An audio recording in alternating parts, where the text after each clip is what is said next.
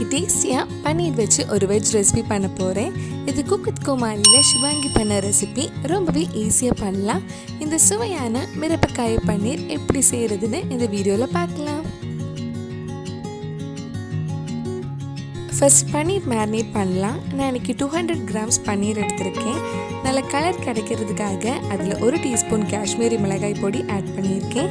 கூடவே 1/2 டீஸ்பூன் நல்ல மிளகு பொடி, 1/4 டீஸ்பூன் கரம் மசாலா, 2 டீஸ்பூன் மைதா, 1 டீஸ்பூன் கடலை மாவு, 2 டீஸ்பூன் கார்ன்ஃப்ளவர், தேவையான அளவு உப்பு சேர்த்து ஒரு வாட்டி நல்லா மிக்ஸ் பண்ணிக்கோங்க. இது கூட கொஞ்சம் இஞ்சி பூண்டு பேஸ்ட்டும் ஆட் பண்ணலாம்.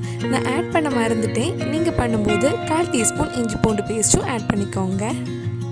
இதில் கொஞ்சமாக தண்ணி தெளித்து நல்லா மிக்ஸ் பண்ணி ஒரு 10 நிமிஷம் அப்படியே ஊற வச்சுருங்க. ரொம்ப தண்ணி ஊற்ற வேண்டாம்.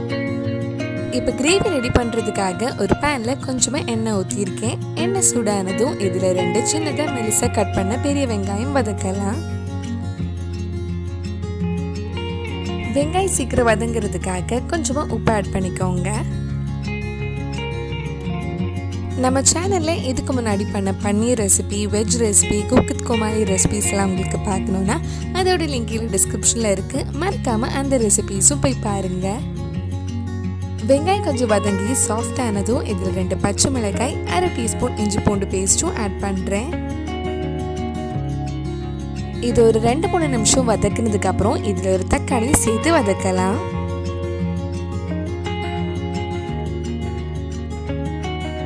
தக்காளி வெங்காயம் நல்லா வதங்கட்டும். அதுக்குள்ள நம்ம ஊற வச்சிருந்த பன்னீர் ஃப்ரை பண்ணி எடுத்துடலாம். பன்னீர் ஃப்ரை பண்ணுறதுக்காக ஒரு கடாயில் எண்ணெய் சூடு பண்ண வச்சுருக்கேன். எண்ணெய் சூடானதும் நம்ம ஃப்ரை பண்ணி எடுக்கலாம். பன்னீர் ரொம்ப ஃப்ரை பண்ண வேண்டாம், அது சீக்கிரமே ஃப்ரை ஆகிடும். மேலே இருக்கிற மாவு நல்லா கிறிஸ்பியானதும் எடுத்துடலாம். எல்லா சைடுமே ஒரே மாதிரி நல்லா ஃப்ரை ஆகட்டும்.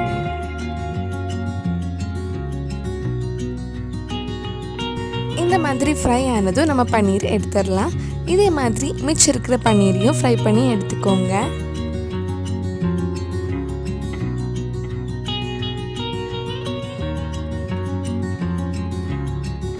இது ஒரு வெஜ் ஸ்டார்டர் இல்லை புலாவ், சப்பாத்தி கூட எல்லாம் சாப்பிட ரொம்ப நல்லாயிருக்கும். நம்ம பன்னீர் ஃப்ரை பண்ணி எடுக்கிறதுக்குள்ள வெங்காயம் தக்காளி நல்லா வதங்கி சாஃப்டாக இருக்கும். இந்த மாதிரி நல்லா வதங்கி சாஃப்டானதும் இதில் 1 டீஸ்பூன் மிளகாய் பொடி ஆட் பண்ணுறேன்.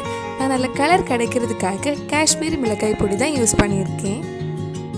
இது கூட 1/2 டீஸ்பூன் நல்ல மிளகு பொடியும் ஆட் பண்ணிக்கோங்க. அந்த மிளகாய் பொடியோட பச்சை வாசனை போகிற வரைக்கும் கொஞ்சம் நேரம் நல்லா வதக்கலாம். பச்சை வாசனையெல்லாம் போனதுக்கப்புறம் இதில் 3/4 கப் கிட்ட தண்ணி கொஞ்சம் கொஞ்சமாக ஊற்றி நல்லா மிக்ஸ் பண்ணி கொஞ்சம் நேரம் நல்லா கொதிக்கட்டும். இந்த மாதிரி ஒரு 2-3 நிமிஷம் நல்லா கொதிச்சதுக்கப்புறம் நம்ம ஃப்ரை பண்ண பன்னீர் இதில் ஆட் பண்ணி மிக்ஸ் பண்ணலாம். இது ஒரு 5 நிமிஷம் லோ டு மீடியம் ஃப்ளேமில் இருக்கட்டும். அதுக்கப்புறம் ஆஃப் பண்ணிடலாம். இதில் கடைசியாக கொஞ்சம் மல்லி இலையும் கறிவேப்பிலையும் ஆட் பண்ணதுக்கப்புறம் ஆஃப் பண்ணிடலாம். சுவையான மிரப்பக்காய பன்னீர் ரெடி ஆயிடுச்சு. கண்டிப்பாக நீங்களும் இந்த ரெசிபி உங்கள் வீட்டில் செஞ்சு பாருங்கள். பிடிச்சிருந்தா இந்த வீடியோவை லைக் பண்ணுங்கள், உங்கள் ஃப்ரெண்ட்ஸ் அண்ட் ஃபேமிலிக்கு ஷேர் பண்ணுங்கள். வேறு என்னெல்லாம் குக் வித் கோமாலி ரெசிபி நம்ம சேனலில் ட்ரை பண்ணலான்னு கீழே காமெண்ட் பாக்ஸில் சொல்லுங்கள். நீங்கள் இன்னும் என்னோடய சேனலை சப்ஸ்கிரைப் பண்ணலைன்னா மறக்காமல் சேனலையும் சப்ஸ்கிரைப் பண்ணுங்கள்.